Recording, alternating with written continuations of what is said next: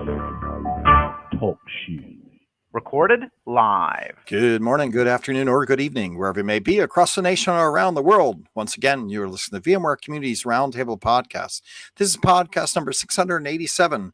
My name is Eric Nilsson, and with me today, I don't have any guests because it's late on a Thursday afternoon as we're doing a podcast with Iwan Rahabok, and he's out of APJ region, so it's morning for him and it's evening for me. So we do not have Corey or Matt today, but we're going to talk to him. He's a book author. He has done two different books, vSphere Metrics and VMware Ops Transformation. So we're going to talk to him about his career, how he became an author, and what he's been writing on. And he released a new version of his book, vSphere Metrics. So we're going to talk to him about that and get to know who Iwan is. So, but before we do that, let's talk a little bit about the news and what's actually happening. So, Call for Papers. Call for Papers is happening. They're out, and we have been getting submissions for both VMware Code and the VMUG / VMTN Community Theater. So I think we have 20 papers in so far, which is great. Excited about that. I think we have openings for maybe 100 different paper sessions at Explore this year in Vegas. So should be fun. Should have the two theaters and get your ideas in. We still have plenty of spaces going. It's Call for Papers closes sometime around mid-May. I want to say May 5th or May 8th, but I think they're going to usually extend it. So if you're going to be at Vegas, love to see you. Love to get your paper in the queue. For the community sessions, you actually have to be at Vegas. We don't get you a pass for the community sessions. They're usually 15 or 30 minutes, so go submit them.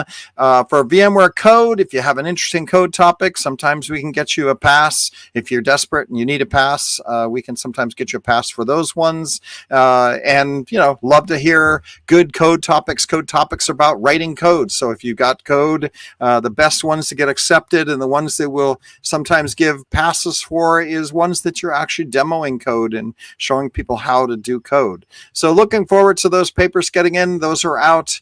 I know Corey's not with us, but he is starting to process the subgroup apps for the vExpert program. So if you've submitted your app for the subgroup programs, I know he's in the process of doing that work, and announcements will be forthcoming. So that's what's happening around the news, and we're excited about Explore. We're laying out the village, so looking forward to getting those papers in. Also, the general call for all topics are out, so if you have something that isn't code or community related, you can submit your papers. There is a call for papers on the Explore website, vmware.com/explore. Go check that out. And if you're going to come to Explore, never too early to, start thinking about travel and hotels. We're going to be in Vegas as always. And so looking forward to that continuing on. And I think that's what we've got for the news. So thanks for listening to that. Let's get to our guests. So let me introduce Iwan. Iwan, we always start on the community podcast and ask, who are you? Where do you work? I know you're domain architect for the VCF division at Broadcom, which is the VCF division, formerly VMware. Tell us a little bit about your career history. I know you work at VMware or at Broadcom now in VCF division, but how did you get here? How long have you been here? And what does your career arc look like? Yeah, I started 16 years ago. I was an SE before that in Sun Microsystems and in Singapore. I've been in Singapore basically for 30 years, but I was born in Indonesia. So it's an island next to Bali. And people know Bali more than they know Indonesia. So that's why I said it's an island next to Bali. And I was asked by my sales at that time. I was an account SE for strategic accounts. And at that time, the VMware in ASEAN had an opening for a global account SE to be based in Singapore. So he applied for a sales and I applied for the SE. The funny thing is, at that time, 16 years ago, I wasn't really convinced on this little thing called ESX, right? Because I was a Sun guy. and I used to be doing big boxes, right? And Right. this little toy, I wasn't convinced, but since he applied, and so I accompany him because in Sun the SE and the sales just went together. And he did not get a job, and I got the job. He got the job 15 years later. So he's in VMware now. He's in Broadcom now, Hmm. right? And so we met again basically in the same company after 15 years, right? I'm very happy. You know, And it's funny because I came from Sun Microsystems as well, and I wasn't sure it was GSX was there, and ESX hadn't really just came out, and it was just right vSphere before vSphere 3 or 3.0, and it wasn't called vSphere, it was called VMware Virtual Infrastructure 3, and I was in the same boat. I was like, I don't know, I'll do this for a year or two because I came from Solaris and Unix and LS minus L, and this whole thing was over on Windows and doing virtualization with GSX on top of Windows. And I thought, well, this is a good transition out of the Unix space and into like a more traditional compute with Windows. And then here I am, I think I'm 17 and a half years later, so maybe just a year before you came, I came as well. So very similar paths. And the second thing I'd say is Singapore's a beautiful country, and I love the vibe the country has. It's one of my favorite Asian Pacific countries. So wonderful. yeah, thank you for that.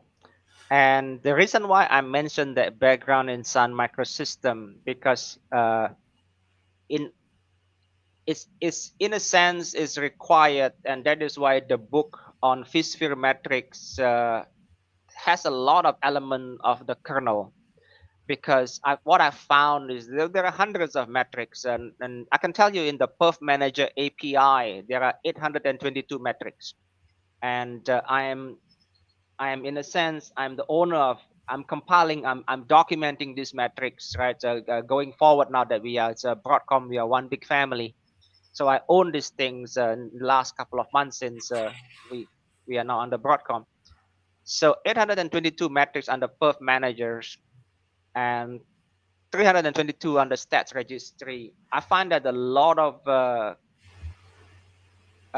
practitioners rely on memory on in like let's say that take CPU co-stop or CPU co-stop means this because they rely on memory. But if you go in the first principle, you understand how the kernel CPU scheduler works, how the memory management from the guest OS to the VM to the ESXi, from the process, the full level of memory management. If you know how things work, the metrics will come naturally. You rely a lot less on memory, and it will stick with you for a long time. And even if you forget, you can say, hold on, ESXi, the storage subsystem works this way. So that means I'm expecting metrics on this part, and it has to be a part of this. This is how they connect together. That is why the book is 400 pages, is because instead of just regurgitating the metrics one by one, object by object, it Right. takes an explanation from a system architecture on how it works, because I'm hoping that you will remember it. Then you don't need to read the damn books anymore because it's very boring reading 400 pages of metrics. Right? So Yeah. that was the Sun foundation, I would call it. Before we get too far in, where would people get the vSphere Metrics book these days? Just because I know Yeah, you came out with one in January 2024. Let's yeah. people sometimes don't want to listen for the whole hour. Let's tell them how they can go get this book. Yeah, so the only place they can get it, I would say, is on LinkedIn because that's the only place I say it. And the book, I don't think they can get it at any part of VMware.com. And Okay. it would you are most welcome. It would be wonderful to list it somewhere at VMware.com because I really don't market the book. I just put it on LinkedIn. I said, guys, this book is available. Go and get them. So both books are on my LinkedIn, but it's not exactly on my profile, right? It's like the links is not there. It's just in one of the many posts that I have. So it doesn't have a house basically. It doesn't have a home.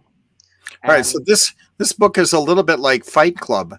if we have to tell you where it is, then we're not going to tell you where it is, right? It's we're not going to talk about Fight Club, but so if they really want to find it, I suppose you could go to Google and you could search on vSphere metrics and then your name, Iwan, Iwan, and Rahabok, Rahabok.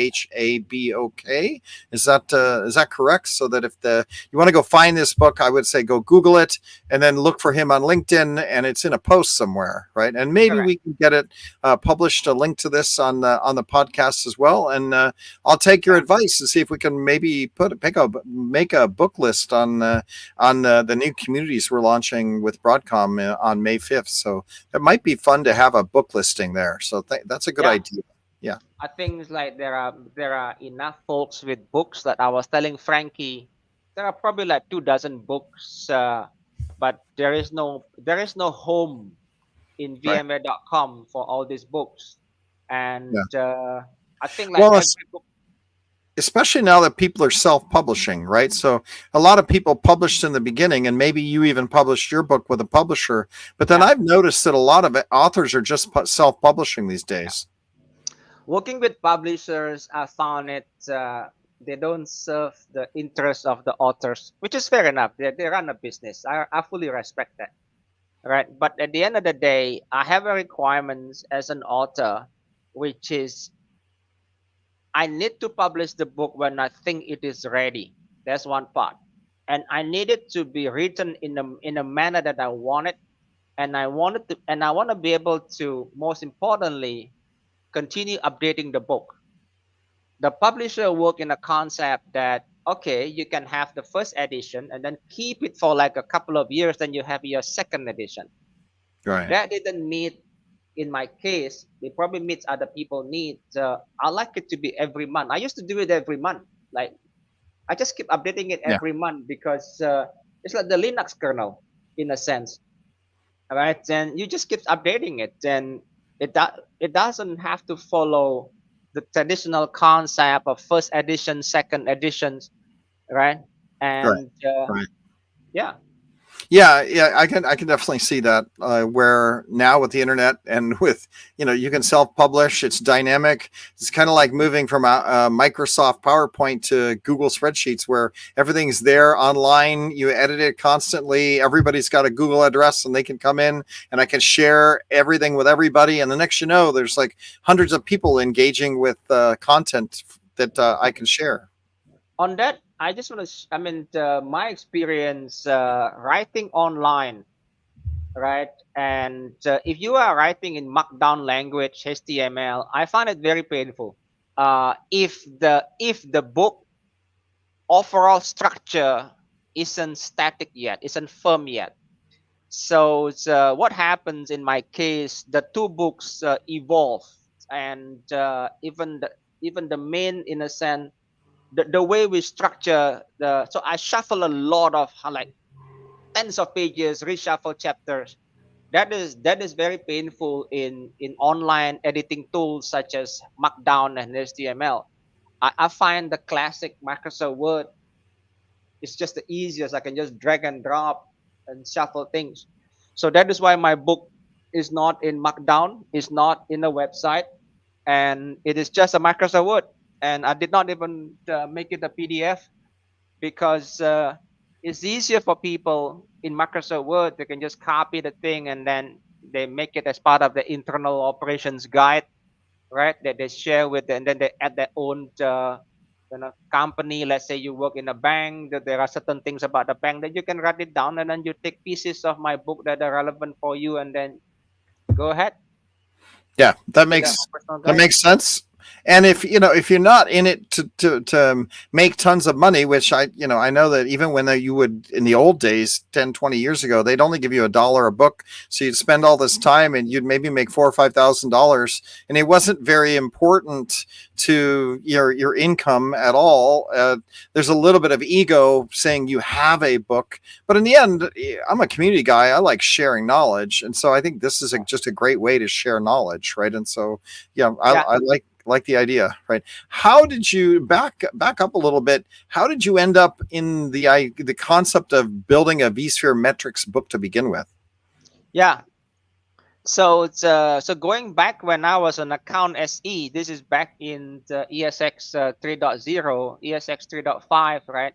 So at that time, because the global accounts, the global banks, etc., they already had some level of adoption of this thing called the VI3, right?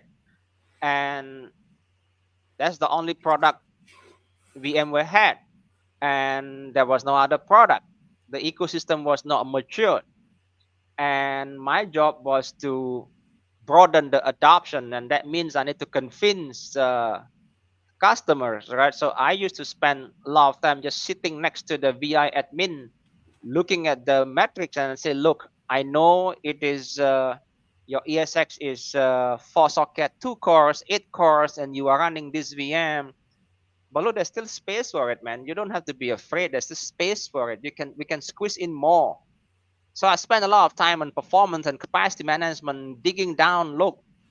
There's this metric that I measured when the VM isn't getting. Look, there is this CPU ready. There, I spent a lot of time taking screenshot after screenshots of just sitting down with customers, explaining them, right? And after a while, it becomes a blog. Uh, my brother Sunny Dua was instrumental in helping me. Look, he said you gotta set up a he left already, right? Then it's you gotta set up a blog. So okay, so he helped me set up a blog, and after like 200 blogs articles, right? Each blog is about 3 pages, so there was enough content to form a book. So by 2014, I published the first book. I think it's about 250 pages only. I think, and maybe it's about at that time the book consists of 3 parts, right? There is where we talk about concept, like what exactly is capacity management, what do you consider, allocation, reservation, right? So there's one part of that, and then one part of some dashboards that we've at that time. Now at that time, uh, the center operations, a company we acquired that became vRealize operations today, area operation, whatever you want to call it.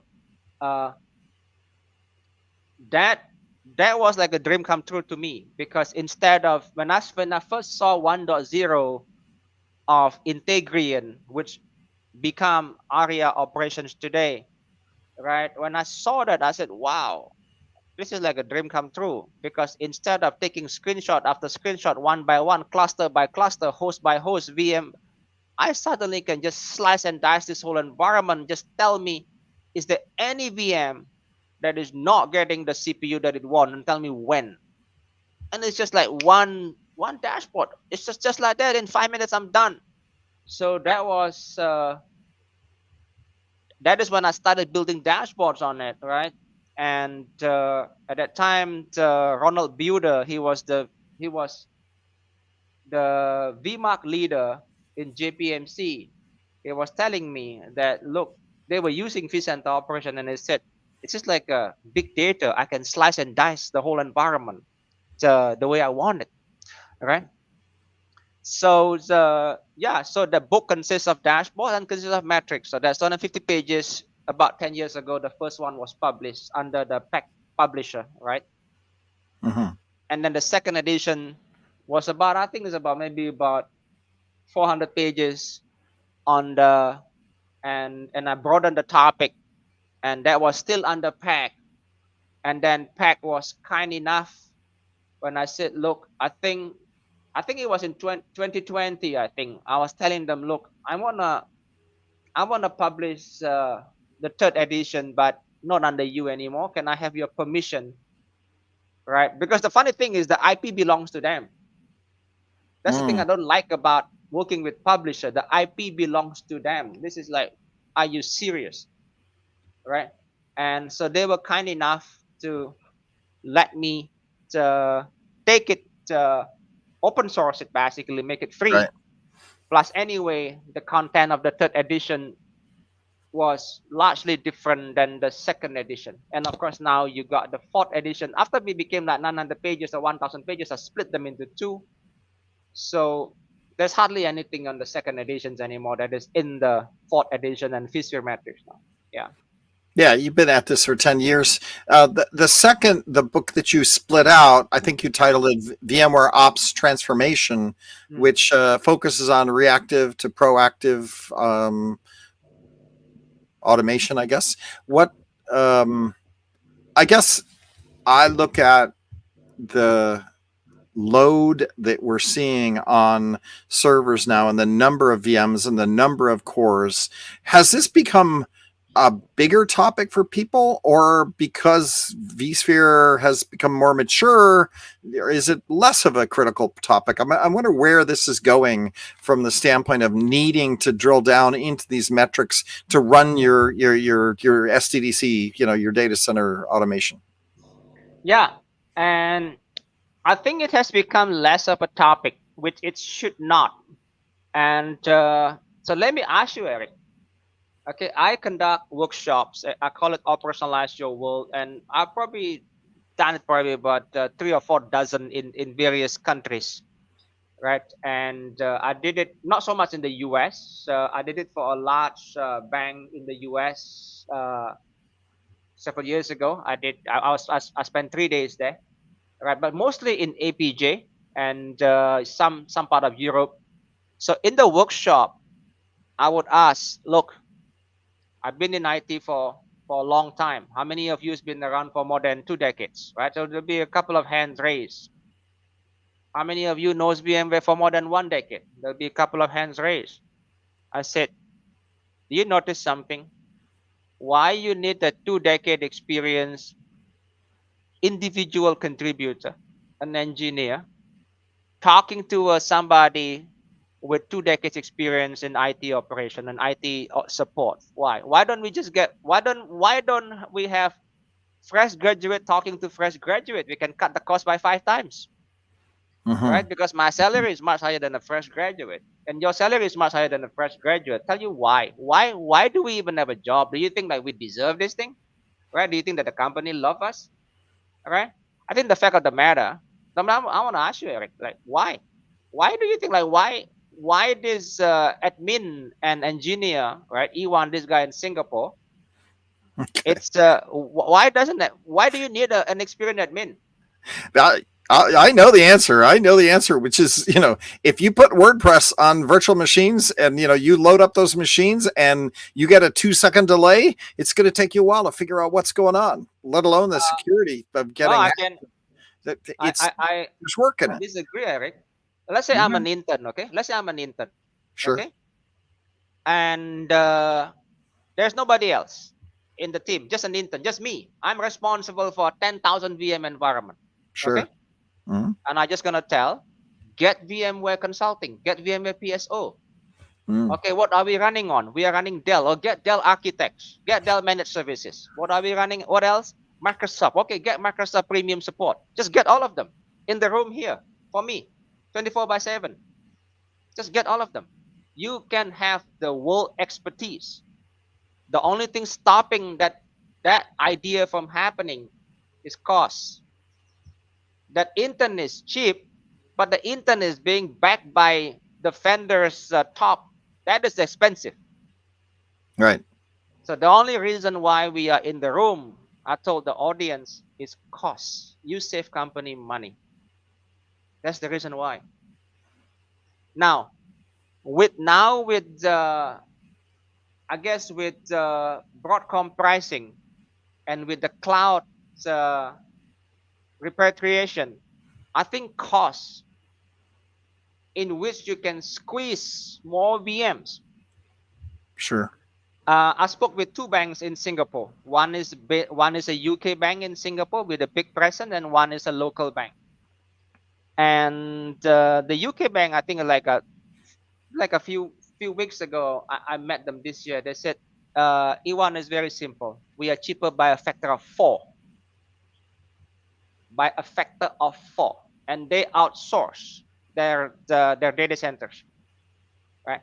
And the same thing with the bank. The local bank went to AWS, stayed there for several years, came back, came back to on-premise. I Right. think they came back like about a year or so ago or 2 years ago, and the reason was very simple. I can squeeze more. The cost per VM is lower, not by 10%, not by 20%. So that is something that our practitioners last time in VMart, I remember this funny incident. So we were doing VMart, and Right.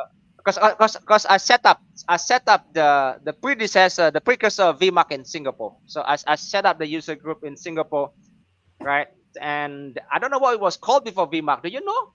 Yeah, it's always been VMUG. It's always been VMUG from L- 2002. Yeah, it's been VMUG. Okay, Yep. so I got a couple of customers. So one from a bank, and one from, well, two from, one from a local bank, one from a global bank. And who's the third guy that I got? I think I only got two guys at that. I said, guys, can you help? Let's build this company. Let's build this community, Right. right? And so there was one session where they were supposed to do a demo, and then they say, Iwan, the laptop doesn't work. Now we need about half an hour. Can you say something, whatever you want for half an hour? Just say it, because we need time. Because there are people waiting already, right? At that time. This is like Mhm. before COVID days. So I said, guys, who are you? Like, innocent, what, if you look at yourself, okay, what are you? I said, I used an analogy. You're like, you are like a chef. You create this dish, okay, VM as a service. That is, the underlying thing is transparent to your consumer, to the diners, whether what you use and the underlying server, storage, network, how you virtualize, you got this virtual network, is kind of transparent to them. They just get a VM just like that. Before they ask you for a server, they tell you what is the model number. No. So you are like a chef. You create this thing, but you know what, you forgot to put a price on your creation. Because you forgot to put a price on your creation, people do not value you as much. You just become in the plumbing in the kitchen. So you got to step out and tell, my creation compare with, let's say, the cloud is this much better, this much cheaper. My gold VM, same price with the cloud, twice the performance, twice the availability, twice the security.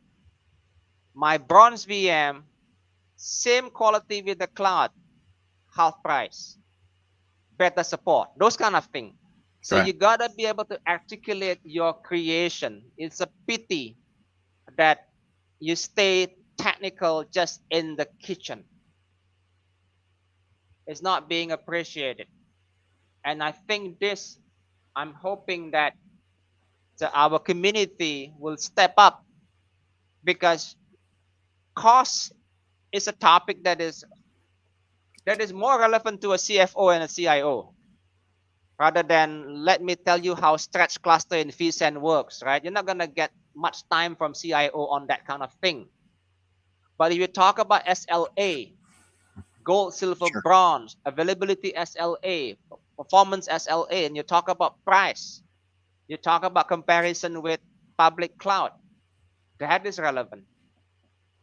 Yeah, and And that gets to my original question, which is, is this topic, more important now than it has been in the past? And your answer was, well, it should be. It might not be, but it is interesting now that Broadcom has taken over, right? And they are coming at the market as a premium priced solution, right? They are made that clear that they want to go after VCF and the whole stack. And then how much you can get out of this, the performance of it, the tuning of it, to overload the number of VMs you've got on a 16 core machine or 32 core machine will be more and more important as you're selling your yes, services.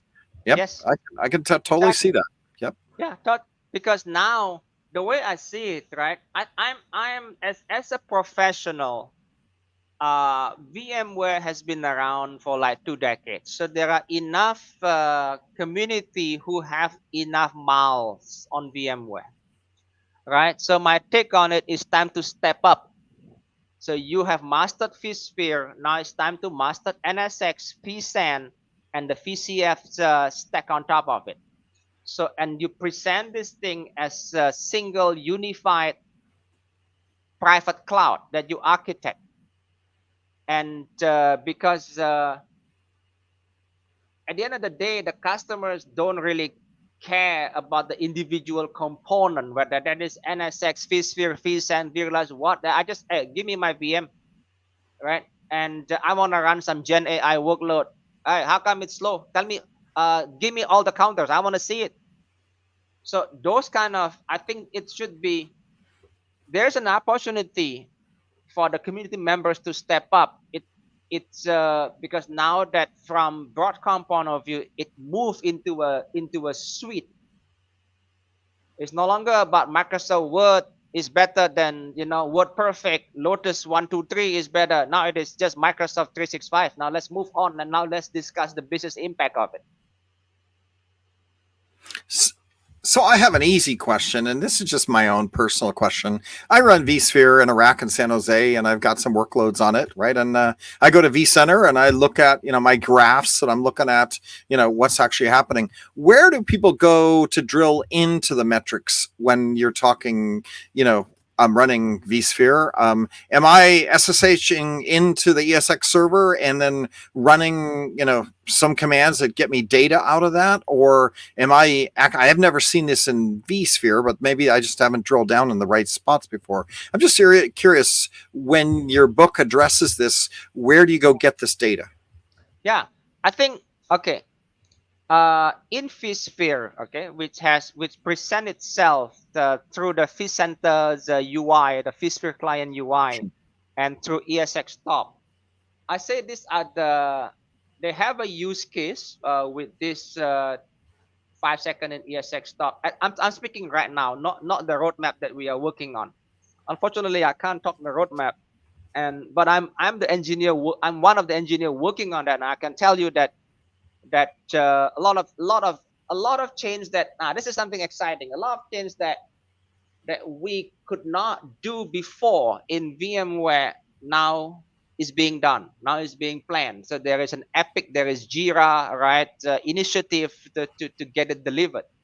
Now to answer your question, the answer I said earlier, right? Why when the Integrian, which is the vCenter Operation 1.0, when it was released like more than a decade ago, it was like a dream come true to me because I can answer questions, examples, okay?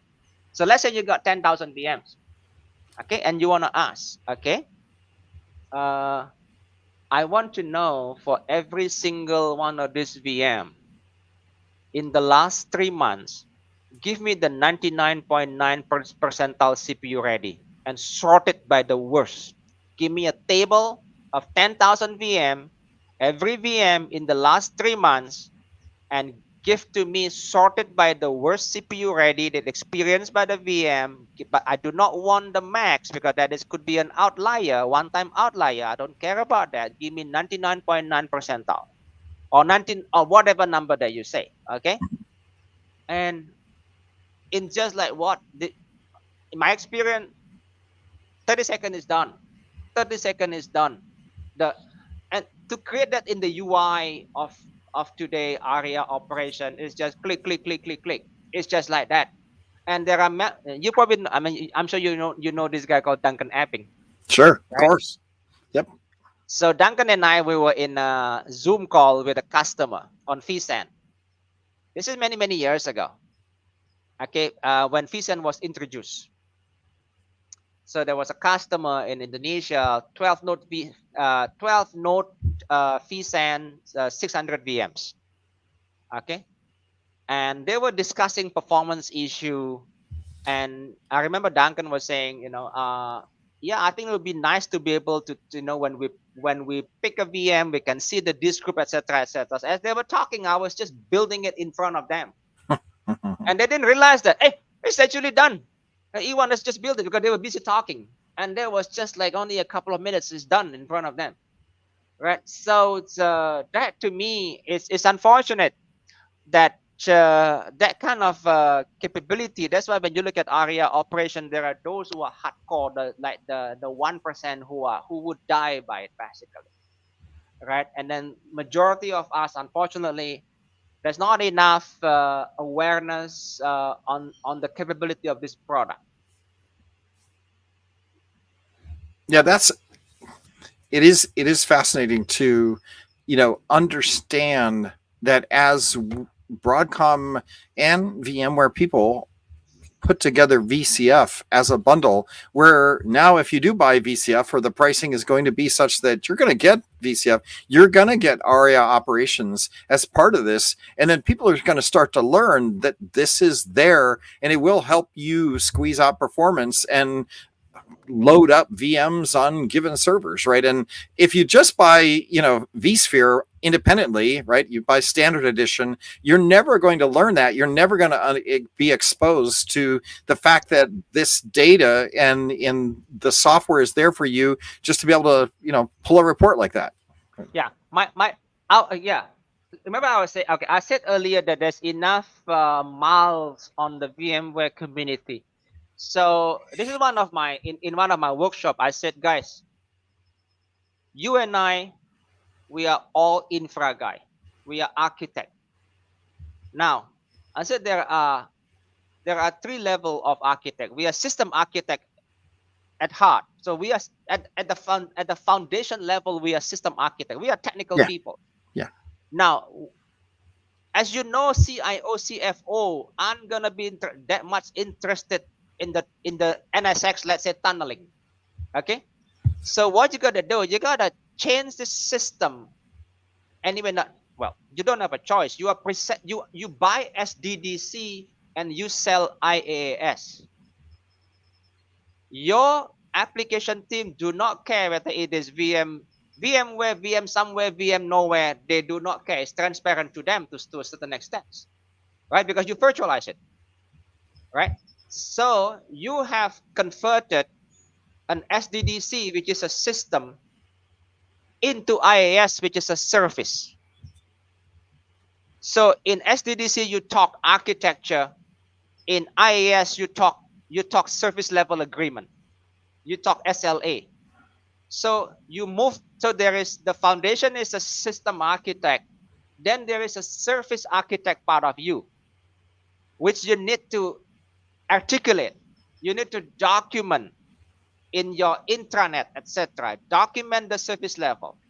And on top of that, at the end of the day, everything is about price performance. You want it good, you want it fast, it won't be cheap. Right? So you explain, look, can I deliver performance, high performance? Of course I can. It won't be cheap. Right? You want a very, very high availability. I can do it for you. I'm an architect. It just won't be cheap. Right? Just like an airline, there's business class, there's economy class, right? So you articulate the architecture in terms of service and in terms of cost, the price. So move up from a system architect to a service architect that can engage at the CIO level and CFO level. Look, we have a private cloud.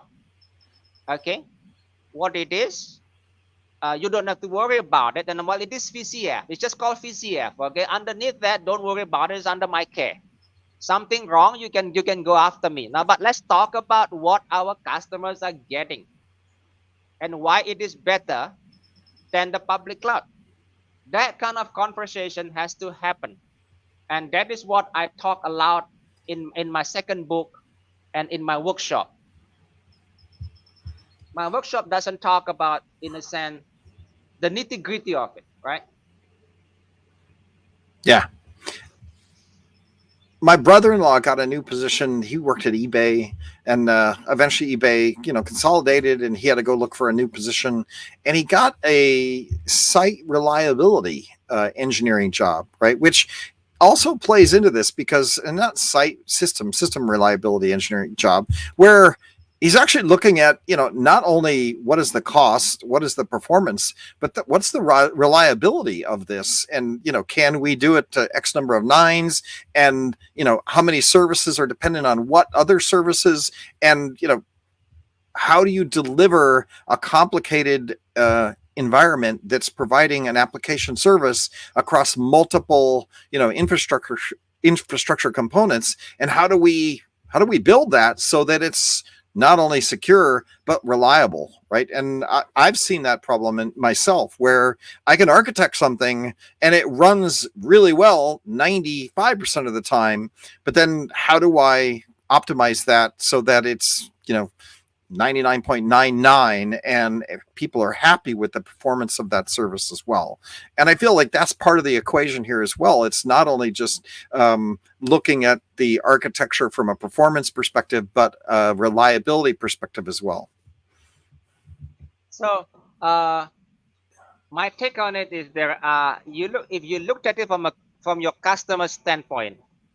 So let's say you got 10,000 VMs, and let's play this way. So you are an application developer, or you are a team lead. You are an apps architect. Okay, and let's say you maintain let's say we are a bank. You maintain our internet banking apps, highly visible to the public. Okay, you got a team of developers. You work with your UX. You got whatever. Okay, I happen to be your infra guy. Your internet banking.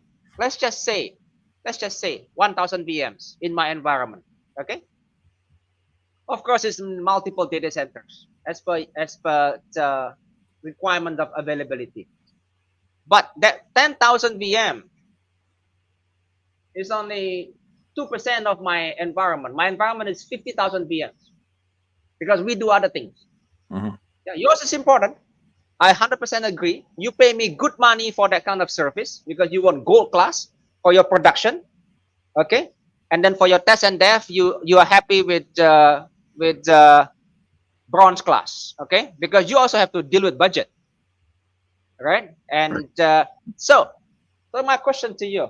So I'm a VMware guy, Eric, and you are my customer. You are one of my customer.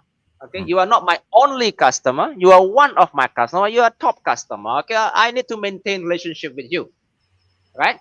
Mm-hmm. And there is no way politically I'm gonna antagonize you. Okay, so I ask you a question.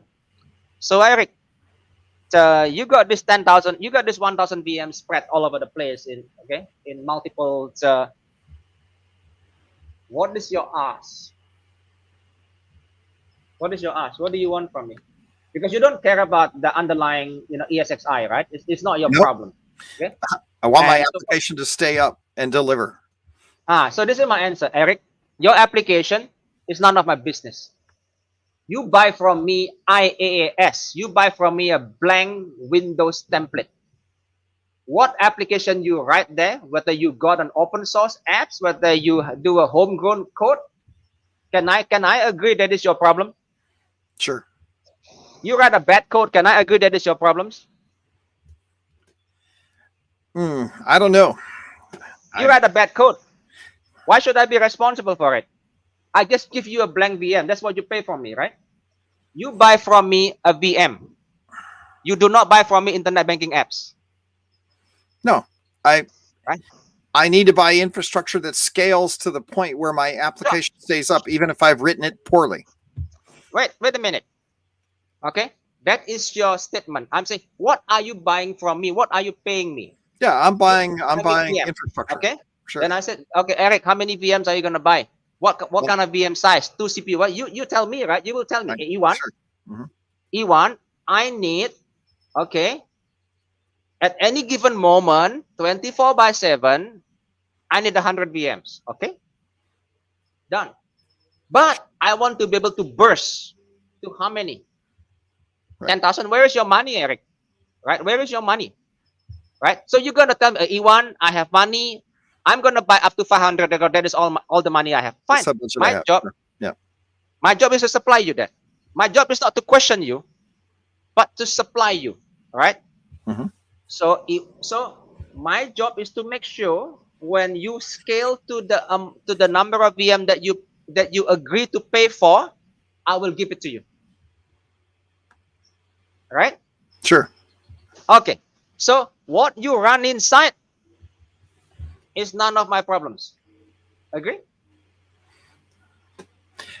I struggle with that concept, but sure, I'll agree with it because Okay, because you buy from me a blank VM, yes, I'm buying VM service from you. Sure. right? Yeah. We talk vCPU, we talk RAM, we talk disk, we talk network, right? Sure. And maybe if I'm responsible, maybe if you buy from me Linux as a service, yes, I will make sure your Linux is up. I will make sure your Linux is patched. Okay, I'll Right. do that. Mhm. If in your payment to me includes operating system. Okay, let's assume it does. Let's assume you pay me that. Okay, Mhm. so Linux, I will take care of it. It will be secure. It will be up. Okay, whether your apps inside Linux is up or not, It's not I your don't fault. know. Yeah, that's right. Okay, good. Happy with that. Okay, so what you want, Iwan? When I ask you, I want 200 PM because I pay for it, it better be up, right? Right. It cannot go down. Okay, my next question, Eric, what kind of availability SLA you want? Because every 9 is going to cost you money, right? You cannot ask for 100% uptime. There is no such thing unless you run fault tolerant mainframe. Okay, this is x86 after a while, right? So I said, Eric, it is better that you handle you handle availability by having redundant VM, right? Mhm. It's cheaper for you, I said. It's cheaper for you to buy extra VM than insisting on me to FT every single VM of yours. Right. Agree? Yeah, I agree. Sure. Good. Okay, so now we can discuss. Eric, what is the number? Let's say we agree 99.99. Okay, that is your first SLA. 99.99% every single VM individually, just like you're flying in an airlines. You sit down with your family, 10 people, everybody will get their food, everybody will get their seat, everybody will be allowed to use the toilet. It's an individual SLA. By the way, the cloud AWS doesn't talk like this.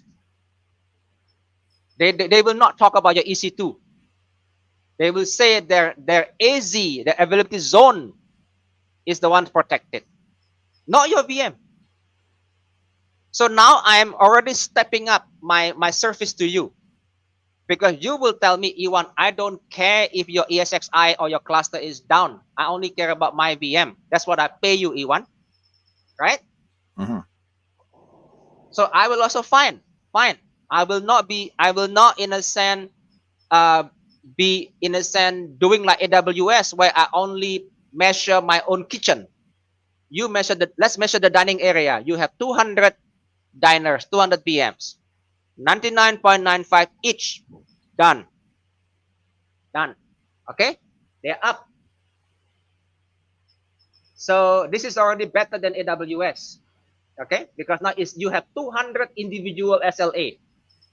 Because if one VM is down, violating the SLA, and the other 199 did not, you will not accept an excuse from me. Hey, Eric, come on. The average of the 200 is good.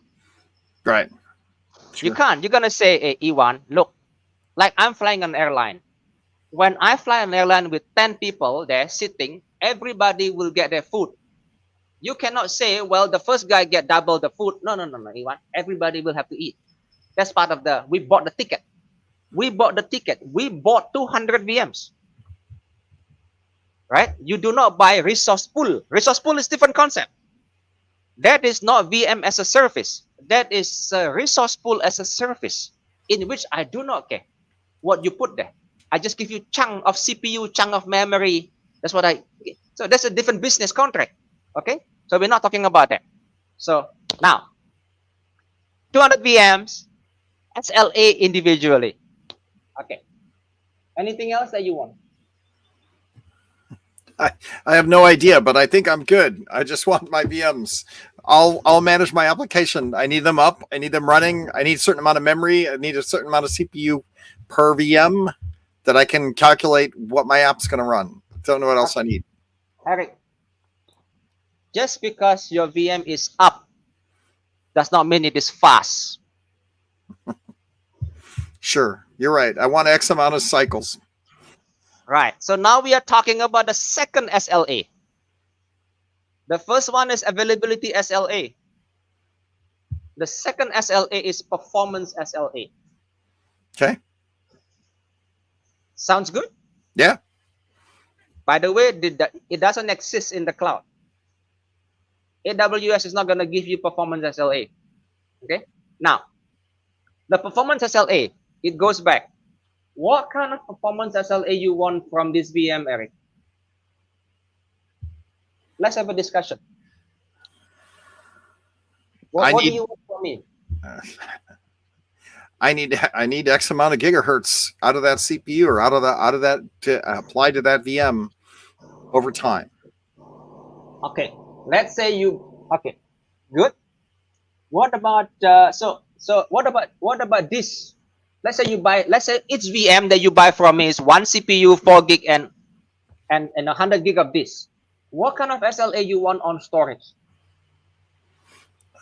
I need X amount of IO bandwidth and I need X amount of latency covered. Latency, right? Mm-hmm. So latency So there is a CPU, memory, disk network. That's what you paid for. That's what make up a VM. I will give you 4 SLA: CPU, memory, disk network, individually, because you don't want me to say, "Hey, Eric, come on, I made 3 of them, man. The one is not met, but on average they are good." No, Iwan, it doesn't work like that. Okay. Remember the airline, there's the food, there is everything. I get where you're going here, right? Which is the SLAs come down to each component, and then you got to measure those to be able to say whether you're meeting my SLAs. Yep. Okay. So, and again, the SLA is not going to be 100%. It's going to be 99.9 something, right? Sure. Yeah. And your gold is going to be, let's say, 4 nines, and your bronze going to be 3 nines, right? Sure. Yep. Because that's the reason why you pay extra 9 is because you have the money and you expect something better, right? But you are willing to accept, Iwan, it will not be 100, right? So we are running out of time. So okay, so now it's fast. What next? What else do you want from me, Eric? This VM as a service. No idea. You've exceeded my architecture as a guy.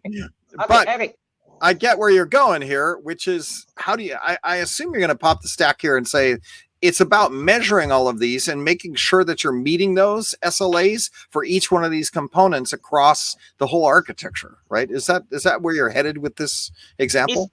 It's about, yes, but it is more about know what you sell. Each of us, while we are technical, we are selling something. You sell something because your customers, the apps team, are not interested in the internal architecture of your VCF. It's a service. That service has a quality of service. Know what it is so that you know how to articulate the value. Everything has a price. That's how you justify your value as a professional in your organization. Okay. I did not understand that, but I can see where that's going. Where, as a professional, you need to be able to articulate, the services that you're selling with metrics. Yeah. Why is gold twice the price? Right. You have to be able to explain that. Right. And how is it better than AWS? You have to be able to explain it. Service is a service, not an architecture. Right. Right. Now, just to complete that, the third thing that you want from me, Eric, okay? Just because something is fast does not mean it's secure. Sure. I didn't want to complicate that with the security, but that was one of my first things I was going to ask, because after I had been ransomware this year on my own servers, I'm kind of very sensitive to anything you're implementing has to be secure. Yeah. So the security SLA is in our industry is the least matured. The most matured is availability SLA. The second one that is far less matured is performance SLA. Security SLA, it is even very early stage. Yeah. All right. I hope it's good for your audience. Oh yeah, absolutely, 100%. Because it's also framing a dialogue that will happen with most of the IT practitioners that are listening. Is how do I compete against the cloud? How do I show value? How do I show value with on-prem virtualization that VMware offers with VCF?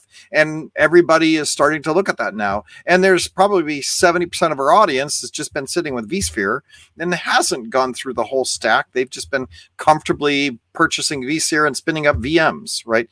As the industry is maturing, VCF is maturing. This is a great thing for IT practitioners to understand, right? So I appreciate that. When you talk about your book, right, it comes back to then, or the two books, it comes back to then learning how to measure all of these, components that have to have specific SLAs, right? That's right. That's why it is like total 800 pages. There's a lot of depth that we have to cover. Right. And what I would say is ARIA operations, then you're a big proponent of that, right? Because obviously they have made a lot of this easy. Yeah, for me, it's just a tool. It's just a calculator, right? Then the main thing is the concept, and ARIA Ops happens. Well, I've been in the product team for 8 years now, so naturally, I ship the. I mean, I ship the product together with the product managers and engineering and UX. So I ship it towards that concept. Very nice, very nice. On the podcast, we usually wrap up. And we've been going for a little just less than an hour, so we try to wrap these up in an hour. I will ask you, what excites you for the rest of 2024? I know you can't talk about things that you're working on, but any major trends? I mean, obviously we have AI and GPU usage and all of that, but like, what are the kind of things that excite you when you're looking at the rest of the year? Well, okay, for me, so I think because of my work, right? So we are building this private cloud. Sure. So I think from an engineering standpoint, I think for the first time we are making an actual attempt to create a single product called this private cloud. And the boundary that we had before between the various, the business units in VMware is no more. And that is super exciting for me because for 15 years in VMware, that was not possible. It was just out of the question. But right now, it's turned 180 degrees. Now it is like your job, right? So yeah. So me now, I work very closely with vSphere team, and well, it's basically one product. There's no boundary anymore, and that's really, really exciting for me. I think the next several years, we'll see a ton of changes, things that you never thought, oh, that was also in the scope that you guys are doing this. Yes, they're doing it. Yeah, I agree. I'm really excited about the fact that there is one product team now. It reminds me of VMware in 2007 when we did have Virtual Infrastructure 3, right? Where there was a product, there was focus. Obviously, we didn't do storage, we didn't do network, but it was very simplified and it was a single product, right? And I'm excited about coming back to these days and allowing everybody to work and on a single solution for a single problem, which is data center, right? As opposed to trying to do too many things all over the place. I'm excited about that. So I'm glad you're excited. I'm glad you're working hard on it, and I'm glad you like being here. A lot of people listen in the community fabric about, oh, Broadcom, it's a horrible place. It's a Broadcom company. It's like, no, I keep telling people, like, I'm actually completely in sync with everything that's been happening, the way they brought the groups together, what things they're focusing on. I'm actually excited about it. Yep. I think Paul Turner said something publicly about 2024, right? And I think that is people can just Google it, Paul Turner, right? And yeah, you will see exciting stuff. All Even right. this year. Yeah. All right, so last thing that we hit, because we do live stream on VBarbecue. If you on YouTube, youtube.com/VBarbecue, VBarbecue. If you want to see what Iwan looks like, you can go there. We do have camera versions of the live stream. You can take a look at him. If you see him at an Explorer, you can do that. And because we're on VBarbecue and it's usually Wednesday at lunchtime, we like to ask if you're in Singapore, what kind of barbecue do you like to make, or where do you like to go get barbecue? I know you do barbecue in Asia, right? So what kind of barbecue do you like? Is it barbecue on a little dish with a pan that fries? What type of barbecue do you like? And if you're in Singapore, where would you go to get it? Well, okay. In Singapore, where you get it, we have this fish called otta, the fish barbecue otta, and you can get it in many of the neighborhoods area, right? So they are individually bamboo. I think it was the bamboo or something. I don't know what leaf. So they're thin slice, right? I think like about $1 each or something like that. So that is a fish barbecue. Yeah, that is it's called the otta. Otta. All right, there you go. So that awesome. Thanks a lot for being here, Iwan. Thanks for getting up early in the morning and being with us. And we're excited about your book coming out. We'll see if we can get that book published somewhere easy, and we'll get Julia Klaus to tweet that out on the community Twitter handle. And thank you very much for being here. All right, guys, we're at the end of the show. We'll be back again next week, every week, Wednesday, 12 to 1. Come by, say hello to Matt Lungeth, Corey Romero, and myself, vmw.re/pod. So vmw.re/pod. If you want to come in and say hello to us, we do these shows real time every week, Wednesday, 12 to 1. Julia, thanks for being here late in the evening. We'll be back next week. Until then, everybody go get some barbecue and have a great rest of your week.